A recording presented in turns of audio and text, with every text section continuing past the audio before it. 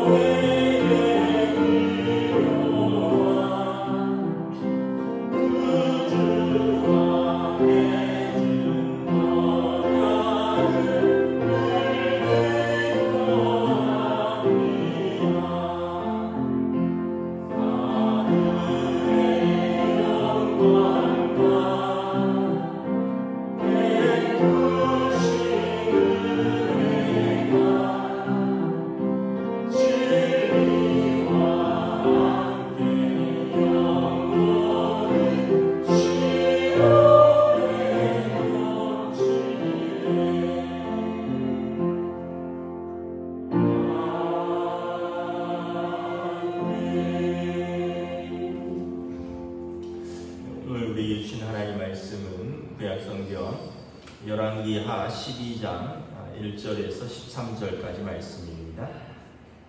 열왕기하 13장 1절에서 8절까지 말씀입니다. 다 찾으신 줄 알고 저 여러분들이 한 절씩 교도하겠습니다. 예후의 제7년에 요아스가 왕이 되어 예루살렘에서 40년간 통치하니라. 그의 어머니 이름은 시비아라 브엘세바 사람이더라. 요아스는 제사장 여호야다가 그를 경호하는 모든 말 동안에는 여호와 보시기에 정직히 하였으니 다만 산당들을 제거하지 아니하였으므로 백성이 여전히 산당에서 제사하며 분향하였더라.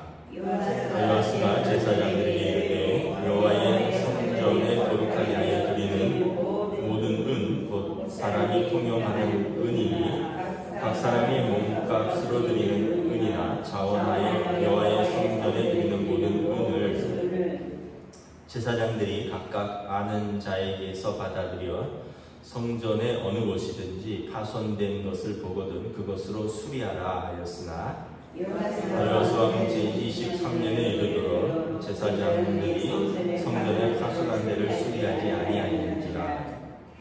요아스 왕이 대제사장 여호야다와 제사장들을 불러 이르되 너희가 어찌하여 성전에 파손한 데를 수리하지 아니하였느냐. 이제부터는 너희가 아는 사람에게서 은을 받지 말고 그들이 성전에 파손한 데를 위하여 드리게 하라. 제사장들이 다시는 백성에게 은을 받지도 아니하고 성전 파손한 것을 수리하지도 아니하기로 동의하니라. 아멘. 할렐루야. 네, 오늘도 새날을 주셨습니다. 하나님께서 은혜와 평강으로 함께하여 주시기를 축복합니다. 남유다의 이제 어린 왕이 이제 하나님을 경외하는 어린 왕이 등극을 합니다.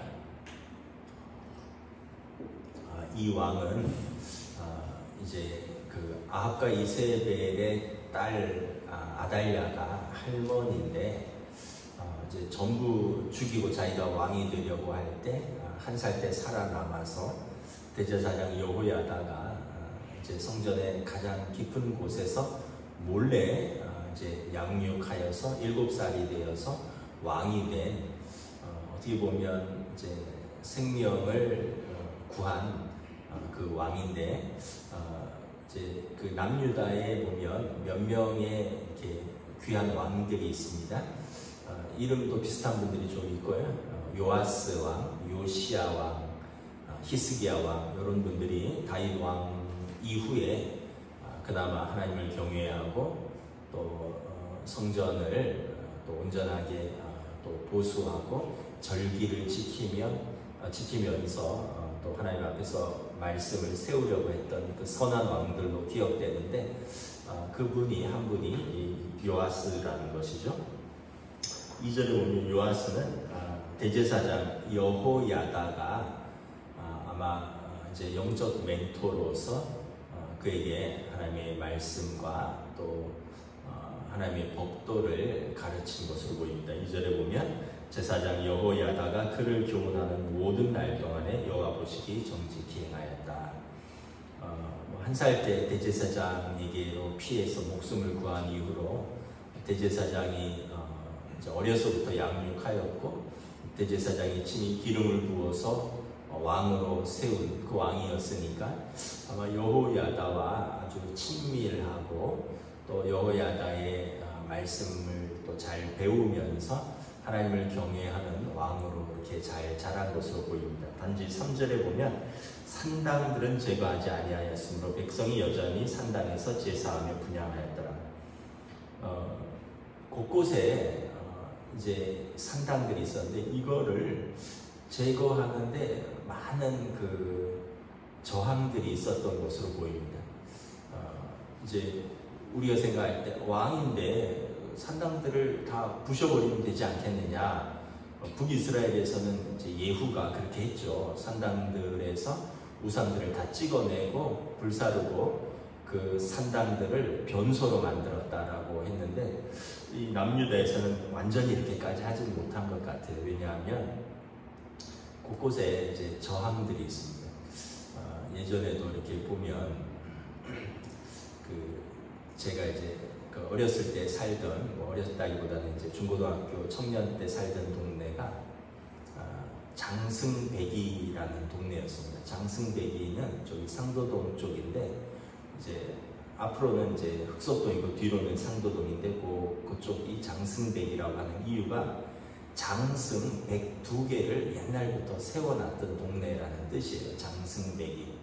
그래서 교회 연합회가 지금 장승들이 그렇게 있지도 않은데 이름을 장승배기로 할 게 뭐 있느냐, 이름을 바꾸자 여러 번 구청에 건의했는데 이게 안 되는 거예요. 장승 102개가 서 있던 동네라니까요. 근데 이름을 못 바꾸는 거예요. 뭐 오히려 중앙대 후문역 이렇게는 바꾸어도 이 장승배기역은 못 바꾸더라고요.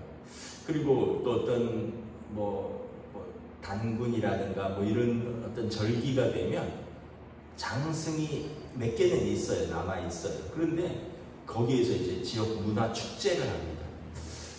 그런데 이게 참 어떻게 보면 쉽게 없어지지도 않고 없앨 수도 없고 어떤 전통 문화 유산이라는 이름으로 교회가 그렇게 좀 반대를 하고 했는데도 종체 없어지지 않더라고요.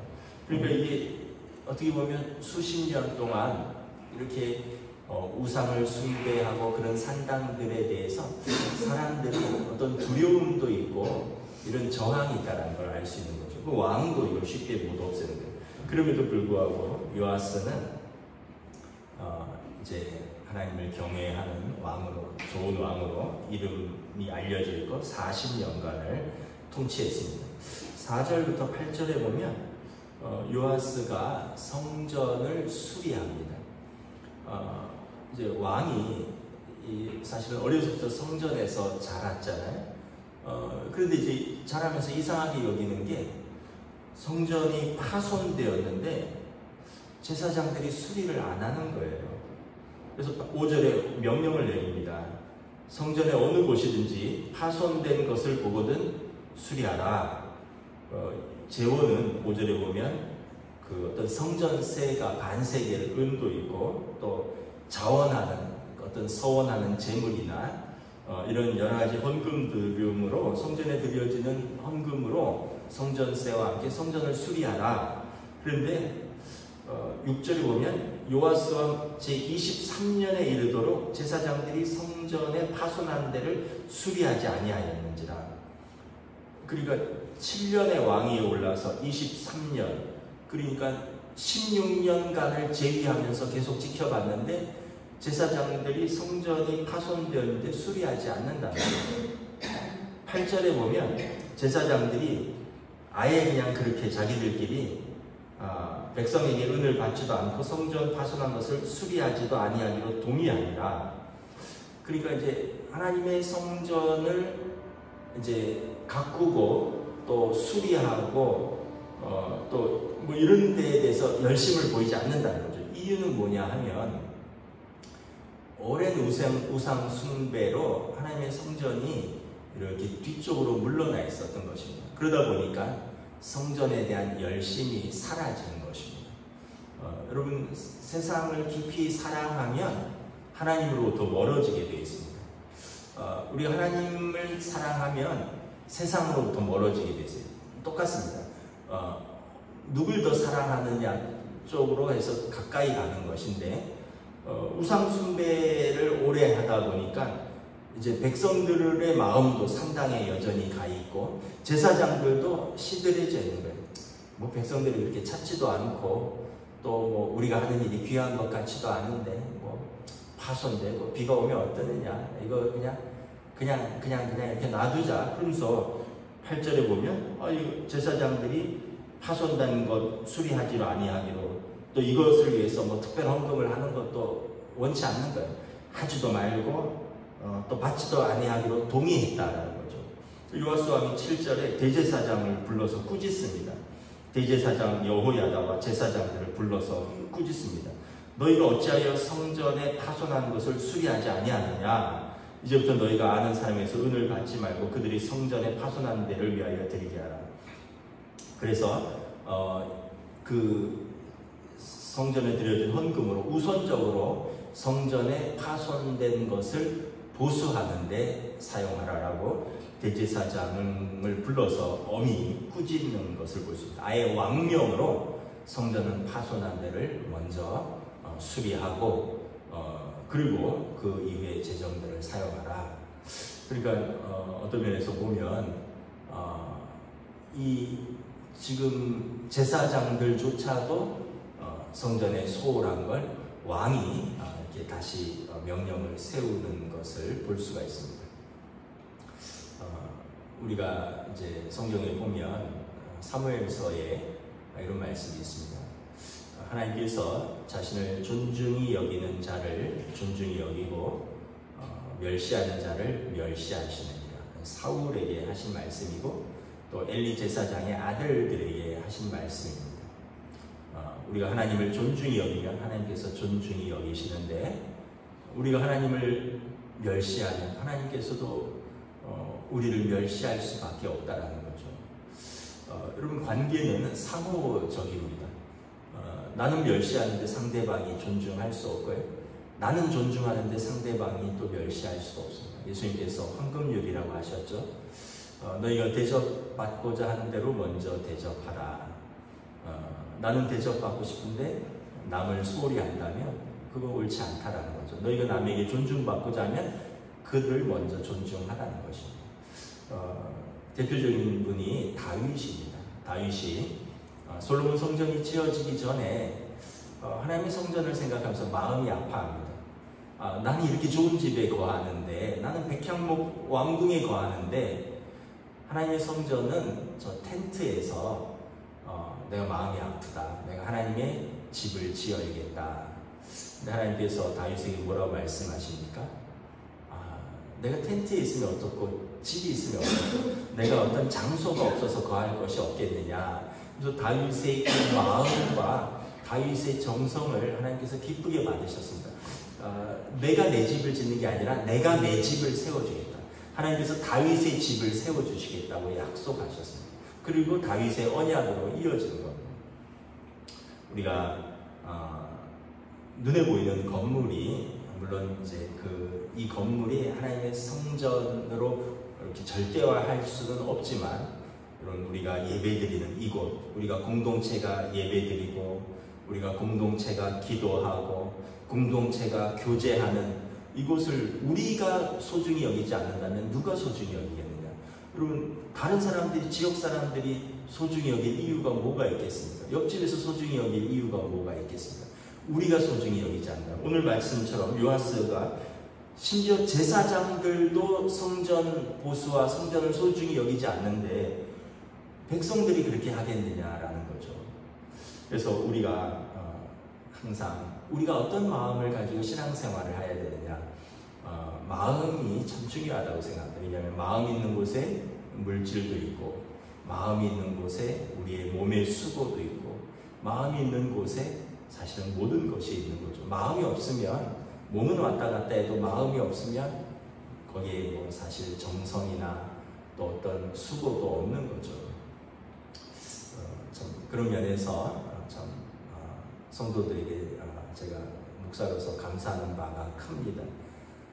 우리 교회는 뭐 사실 따로 관리 집사님이 계시지 않는데 토요일마다 70, 80 되신 우리 권사님들 또 장로님 집사님들이 교회를 또 쓸고 닦고 또 청소하고, 또 물론 이제 연세드신 분도 그렇지만 또 젊은 분들도 또 수고하고, 이게 마음이 없으면 할 수 없는 것이거든요.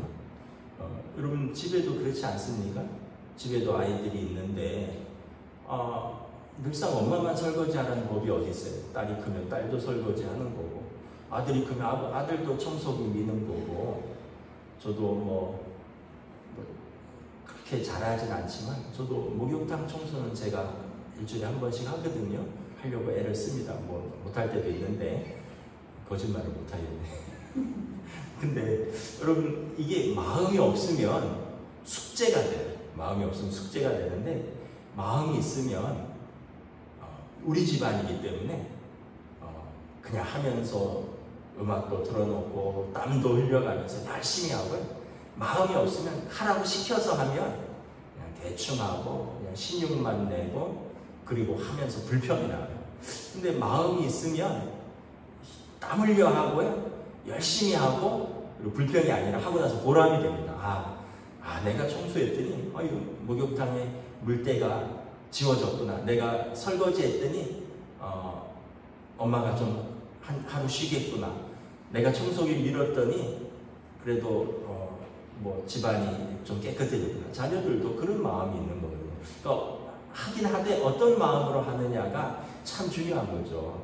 그럼 여러분, 부모가 어떻게 마음이 될까요? 그렇게 자녀들이 수고하면 칭찬하고, 또 때로는 또 이렇게 더 뭔가로 보상하고 싶고 더 기특하게 여기고, 근데 막 시켰는데 야 뭐 쓰레기 한번 버려라 했는데 이만큼 나와갖고 이 밤에 이걸 버리느냐는 둥, 뭐 이 추운데 나가라는 거냐 지금 뭐 이러면 부모도 시키면서도 마음이 힘들고, 그러면 어떻게 해? 하지마 그냥 내가 할게, 놔둬라 그러면서 부모도 마음이 안 좋고 자식도 마음이 안 좋고. 여러분, 가정도 그렇다면 하나님의 교회, 하나님의 마음은 어떨까요? 오늘 이 요아스 왕이 너무 마음이 아픈 거예요. 아니 대제사장과 제사장들도 성전을 제대로 돌보지 않는데 백성들이 산당 가서 거기서 분향하는 거 당연하지 않겠는가? 아니 대제사장과 제사장들도 성전을 귀하게 여기고 파손된 것을 수리하고 여기에 힘쓰고 애써야지 왕이 명령을 내리는 것입니다. 그러면서 이제 다시 이 성전이 또 아름답게 세워지면서 하나님에 대한 열심들이 살아나는 것입니다. 요아스 왕을 하나님 귀하게 보셨고 그를 하나님이 40년간 왕위에서 하나님이 지켜주시는 것을 볼 수가 있습니다. 그래서 여러분 우리가 하는 수고와 헌신이 절대 헛되지 않는다. 하나님이 다 기억하신다. 하나님 다 기억하셔요. 여러분 그 집에 설거지하면 누가 했을까? 아빠 엄마가 안 봐도 다 압니다. 큰아들이 했나 둘째가 했나 막내가 했나 다 알아요. 말을 안 하지만 다 알고 있고요. 마음이 고마운 마음을 가지고 있습니다. 여러분 우리가 하나님 앞에서 수고한 것들 절대 헛되지 않습니다. 저는 하나님께서 다 기억하시고 또 우리도 하나님께 은혜에 감사하는 것처럼 하나님께서도 우리에게 고마워하지 않을까 저는 이렇게 생각을 합니다. 참 교회에서 어떤 우리가 교역자도 아닌데 성도들이 어떤 사례를 받는 것도 아닌데 그렇게 기도하고 몸으로 수고하고 물질로 헌신하고 마음을 쏟고 교회에서 하나님 앞전에서 그렇게 교제하고 사랑으로 나누고 이것을 왜 하나님께서 몰라주시겠습니까? 사람도 아는데. 그래서 여러분 우리가 하나님 앞에서 하시는 모든 수고들 모든 사랑을 하나님이 귀히 여기시고 또 하나님께서 마음에 새기시고 하나님께서 갚아주실 줄 믿습니다. 요아스의 이 수고를 오늘 성경에 기록하고 있어요. 요아스의 이 수고와 이 열심을 하나님이 성경에서 기록하고 있습니다. 여러분 신약 성경 보세요. 로마서라든가 고린도전서라든가 보면 사도 바울이 동역자 된 분들 그들의 이름들 그들의 수고들을 하나하나 다 기록하며 감사하고 있습니다. 우리도 아는데 하나님께서 왜 몰라주시겠느냐.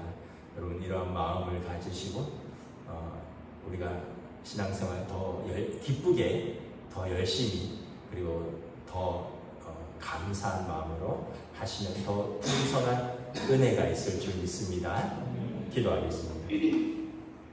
하나님 은혜를 감사합니다. 오늘 또 우리가 어린 요아스가 왕이 되어서 그가 점점 나라의 기틀을 잡아가면서 또한 하나님의 성전을 수리하고 보수하고 또 하나님에 대한 열심히 그가 또 열심으로 하나님께 나아가는 모습을 하나님께서 귀히 여기시고 그의 왕권을 든든히 세워주시는 것을 바라봅니다. 우리의 삶에서도 하나님께서 우리를 하나님의 자녀로 부르셨습니다. 이 귀한 은혜, 죄인된 우리를 하나님의 자녀로 불러주신 그 은혜와 그 사랑에 감격하여 우리도 하나님 앞에서 우리의 몸으로, 우리의 물질로, 또 우리의 눈물로, 우리의 마음으로 우리가 수고하고 하나님 앞에서 사랑하며 헌신하는 이 모든 것들 하나님께서 다 하시리라 믿습니다. 더 풍성히 채워주실 줄 믿습니다. 그리고 하나님께서 기억하시고 우리 때 또 우리의 자녀 때 그 풍성한 은혜로 갚아 주시옵소서. 감사를 드리오며 우리 주 예수 그리스도 이름으로 기도드리옵나이다. 아멘. 하늘에 계신 우리 아버지의 이름을 거룩하게 하시며 아버지의 나라가 오게 하시며 아버지의 뜻이 하늘에서와 같이 땅에서도 이루어지게 하소서.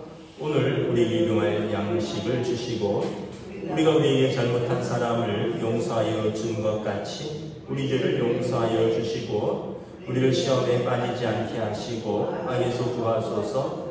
나라와 권능과 영광이 영원히 아버지의 것입니다. 아멘.